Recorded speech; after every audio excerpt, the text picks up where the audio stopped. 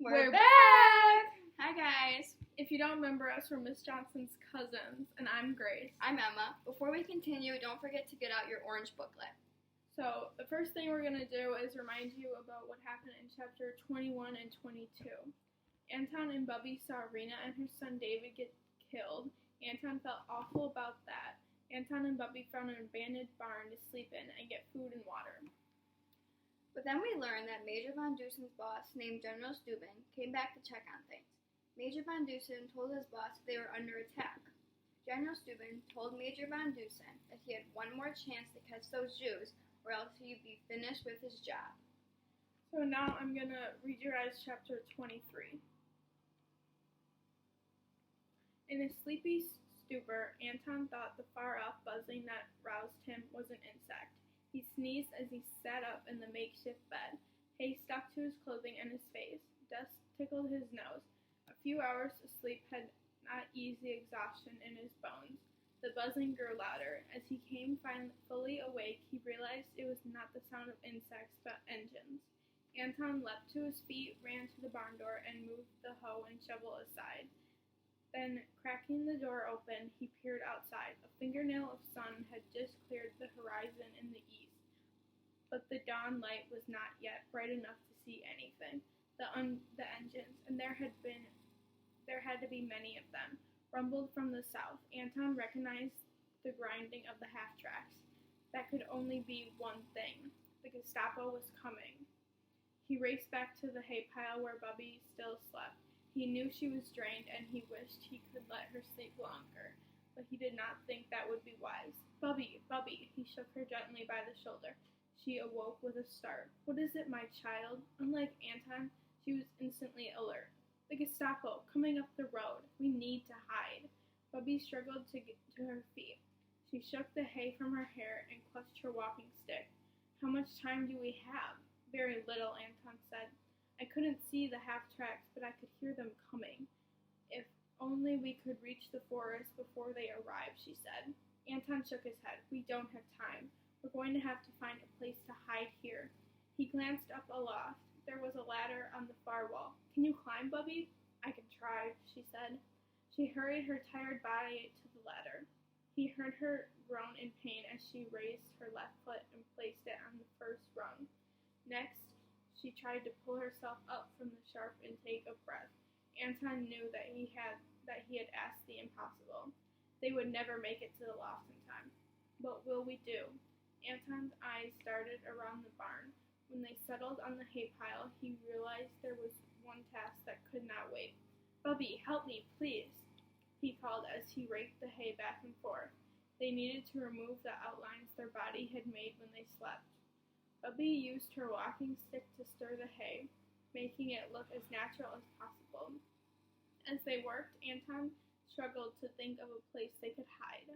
Uncle Dmitri had thought the cave perfect because it kept them safe enough, though they were right beneath the Gestapo's feet. That's it, Anton thought. Trust Uncle Dmitri to inspire an idea that might actually work. Come on, Bubby, he said. We must hurry. Where will we hide, my child? Trust me, he said, taking her by the arm. There is no time to lose. They scurried into the spot Anton had thought of. Moments before, a Mercedes left 3 Gestapo half-tracks and a troop truck into the yard. Spread out, a familiar voice shouted. Find them. Schnell, schnell.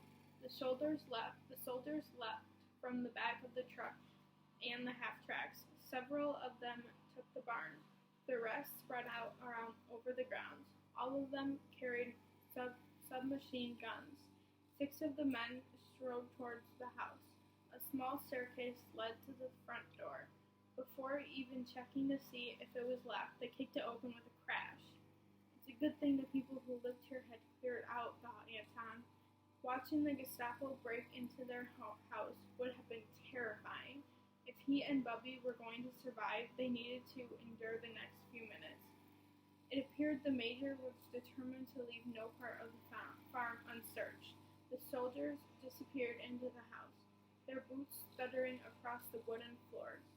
Anton could hear them shout, Clar, Clar, as they cleared each room. Bubby sat with her eyes closed, squeezing his hand so tightly he thought she might crush his fingers. She whispered prayers and thought her voice didn't carry much. Anton wished he could convince her to be silent. He knew that in this moment of peril, Bubby needed to speak to God. Her faith strengthened her will to fight, but Anton was not convinced that prayers alone would save them from the guns of the Gestapo. Rena had been devout, and her prayers had gone unanswered. When the soldiers entered the barn, Anton's pulse thudded at his temples. The men searched the loft and the stalls. Cold morning air blew through the wide open doorway and swirled pieces of hay around their legs. 2 of the soldiers had rifles with bayonets attached to the barrels. The major gave a command, and the 2 men advanced on the pile of straw. Their bayonets gleamed. Anton held his breath. Okay, that is chapter 23, so now make sure to pause the video and write down a chapter title in your orange booklet. Okay, now I'm going to be reading chapter 24, which let me get up, which is a pretty short chapter. It's only 3 pages. So, Major Von Dusen was frustrated. His men had searched the area for the last few hours, looking behind every rock, inspecting every ditch and the branches of every tree. And now, as they searched his farm, it looked like once again they would come up short. He would come up short. That would not do. Ransacking the barn was proving fruitless. The old woman was not in the hayloft or hidden under the tractor, but there was still one place left to investigate, one last hope for vindication.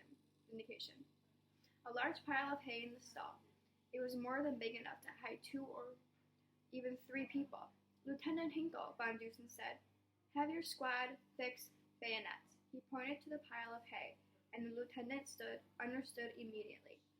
As he barked a command, 2 privates removed their bayonets from their belts and attached them to their rifle barrels. They strode quietly to the hay pile. The major held up his hand. "If you are hiding now, and surrender," he said in a loud voice, "I promise you will not be harmed if you do not. Well, my men will be stabbing the hay pile at random. You have 10 seconds to comply." As the major counted, time seemed to slow down. His voice was impossibly loud. 3, 2, 1, he said, giving himself a second between each number. The 2 privates stood posed to strike at his command. "Your last chance," Von Dusen warned. From the corner of his eye, he saw a slight frown cross the lieutenant's face, as if his hesitancy was a sign of weakness. He had no doubt Hinkle would report this moment to the general when they returned to the headquarters. When he reached 10, he nodded the 2 men, drove their bayonets into the hay, once, twice, 3 times, but they all struck was the dirt below. "Holden," he said. The men stopped. The major walked into the stall and kicked the hay out onto the barn floor. He cursed as he stomped his way through the pile of hay. When he emptied the stall, he punched the wooden wall in frustration. It was empty. The pile of hay had nothing. Another waste of time. If anyone had been there, they were long gone by now. And that's chapter 24. So don't forget to write down a chapter title of what you think. And then after that, go on to Google Classroom and read the question that's posted. And then answer it so Ms. Johnson knows that you listened to the video. So, bye guys, and remember there's only 8 more days of school after today. You can do it. Bye.